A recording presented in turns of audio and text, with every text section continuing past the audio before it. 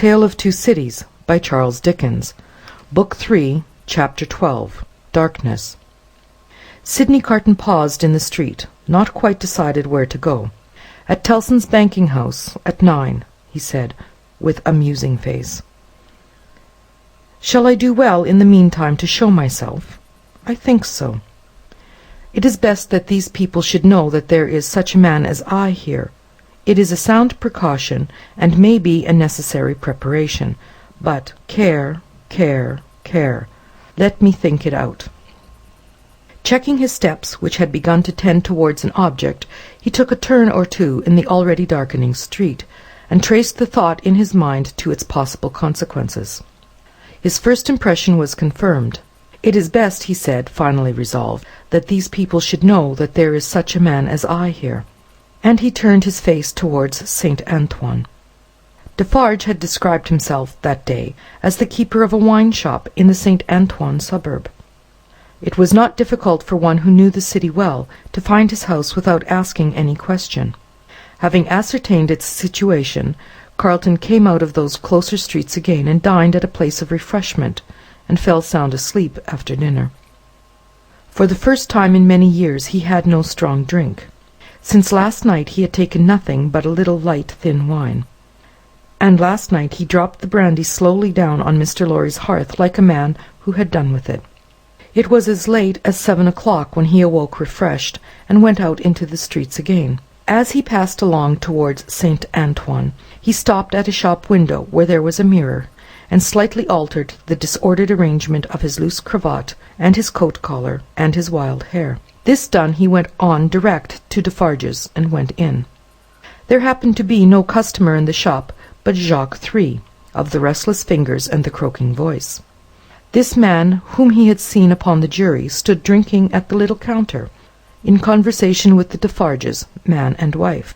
The Vengeance assisted in the conversation like a regular member of the establishment.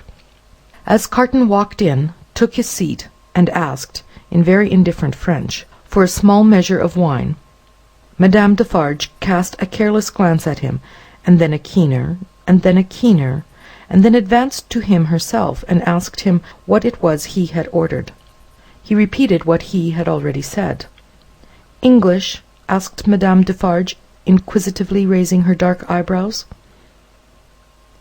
After looking at her as if the sound of even a single French word were slow to express itself to him, he answered in his former strong foreign accent, "Yes, madame, yes, I am English." Madame Defarge returned to her counter to get the wine, and as he took up a Jacobin journal and feigned to pore over it, puzzling out its meaning, he heard her say, "I swear to you, like Evrémonde." Defarge brought him the wine, and gave him good evening. "How?" "Good evening." "Oh, good evening, citizen," filling his glass. "Ah, and good wine. I drink to the Republic." Defarge went back to the counter and said, "Certainly a little like." Madame sternly retorted, "I tell you, a good deal like." Jacques Three pacifically remarked, "He is so much in your mind, you see, madame." The amiable Vengeance added with a laugh, "Yes, my faith, and you are looking forward with so much pleasure to seeing him once more to-morrow." Carton followed the lines and words of his paper with a slow forefinger, and with a studious and absorbed face. They were all leaning their arms on the counter close together, speaking low. After a silence of a few moments, during which they all looked towards him without disturbing his outward attention from the Jacobin editor, they resumed their conversation. "Why stop?" "There is great force in that. Why stop?" "Well, well," reasoned Defarge, "but one must stop somewhere. After all, the question is still where." "At extermination," said Madame. "Magnificent," croaked Jacques Three. The Vengeance also highly approved. "Extermination is good doctrine, my wife," said Defarge, rather troubled. "In general, I say nothing against it. But this doctor has suffered much. You have seen him to-day. You have observed his face when the paper was read." "I have observed his face," repeated Madame, contemptuously and angrily. "Yes, I have observed his face. I have observed his face to be not the face of a true friend of the Republic. Let him take care of his face." "And you have observed, my wife," said Defarge, in a deprecatory manner, "the anguish of his daughter, which must be a dreadful anguish to him." "I have observed his daughter," repeated Madame. "Yes, I have observed his daughter more times than one. I have observed her to-day, and I have observed her other days. I have observed her in the court, and I have observed her in the street by the prison. Let me but lift my finger—" She seemed to raise it, the listener's eyes were always on his paper, and to let it fall with a rattle on the ledge before her, as if the axe had dropped. "The citizeness is superb," croaked the juryman. "She is an angel," said the Vengeance, and embraced her. "As to thee," pursued Madame implacably, addressing her husband, "if it depended on thee, which happily it does not, thou wouldst rescue this man even now." "No," protested Defarge, "not if to lift this glass would do it. But I would leave the matter there. I say, stop there."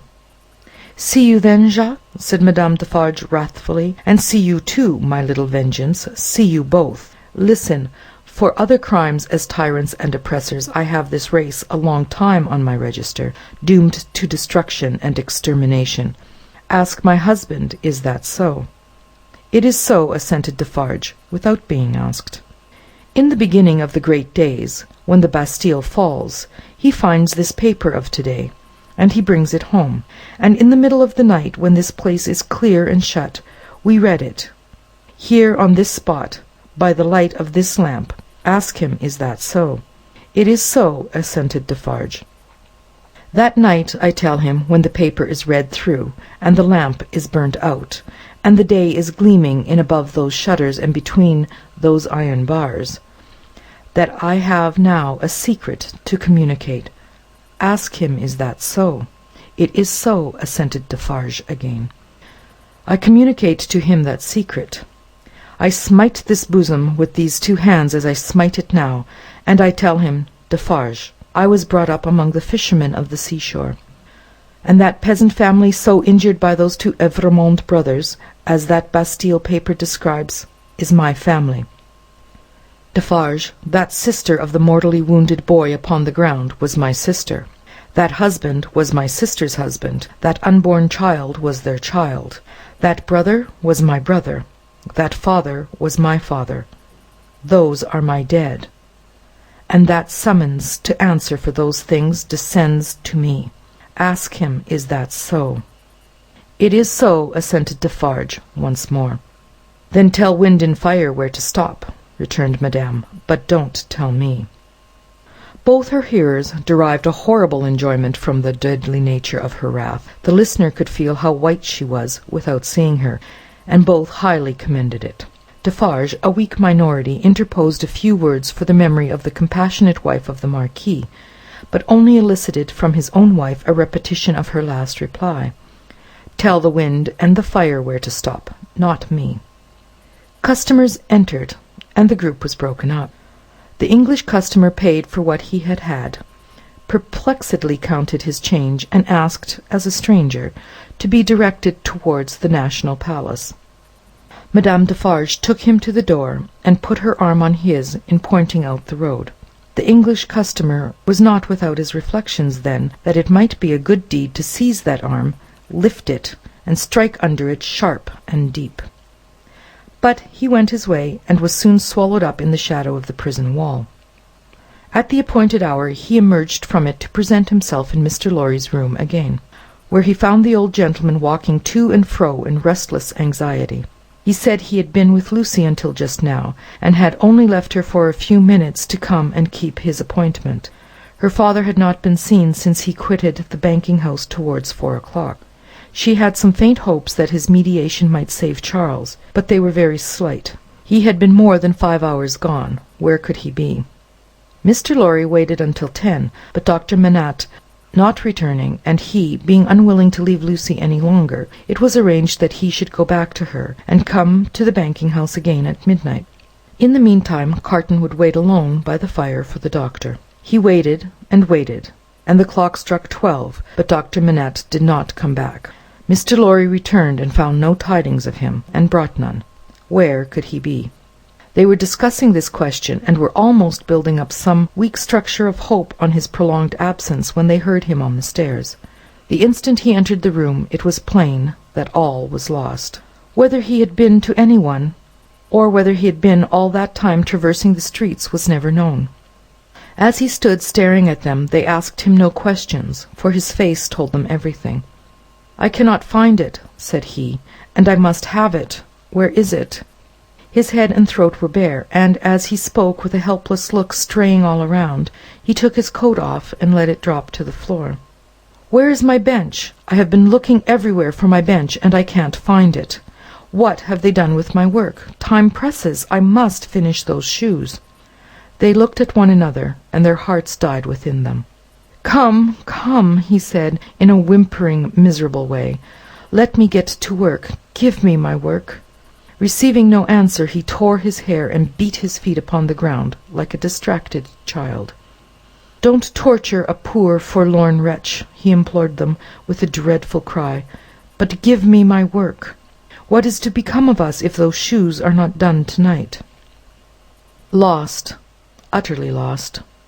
It was so clearly beyond hope to reason with him, or try to restore him, that, as if by agreement, they each put a hand upon his shoulder, and soothed him to sit down before the fire, with a promise that he should have his work presently.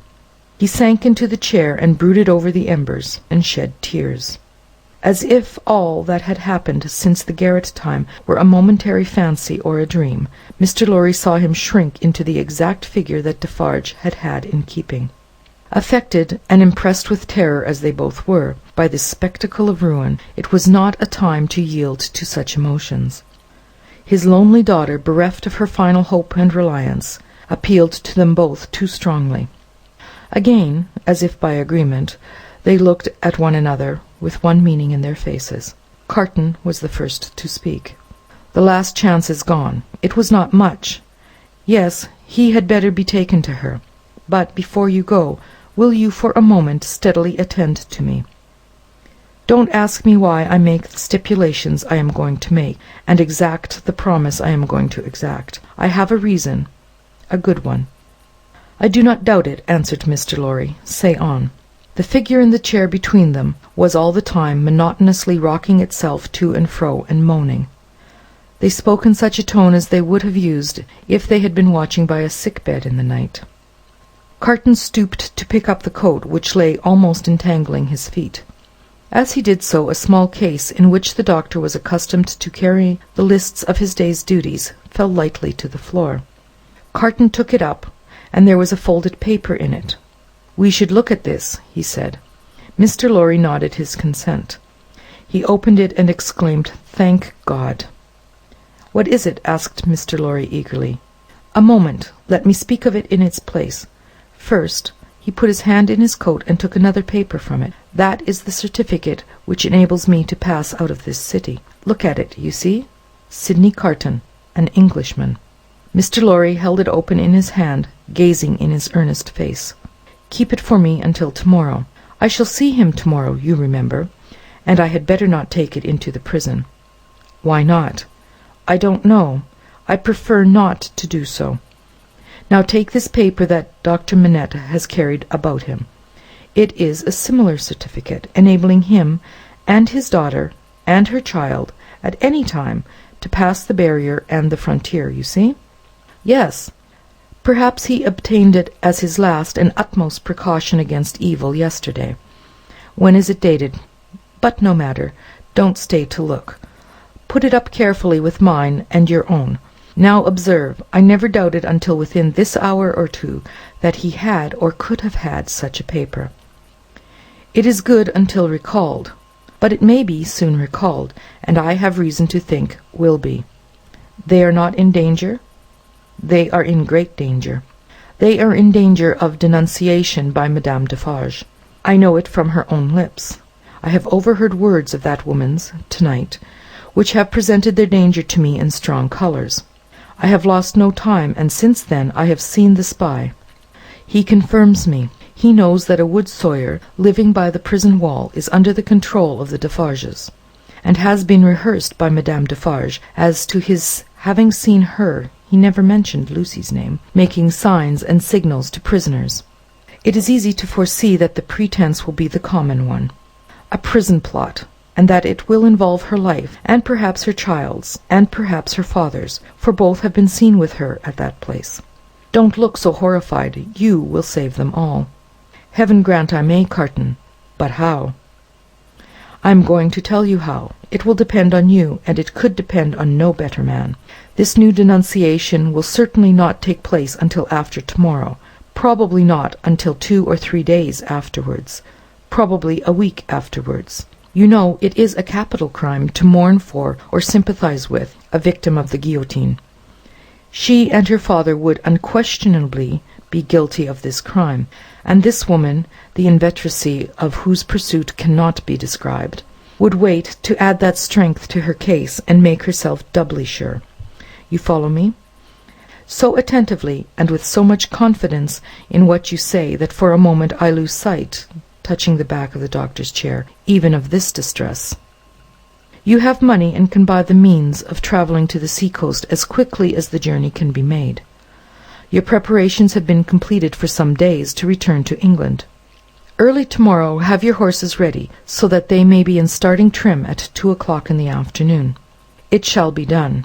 His manner was so fervent and inspiring that Mr. Lorry caught the flame and was as quick as youth. You are a noble heart. Did I say we could depend on no better man?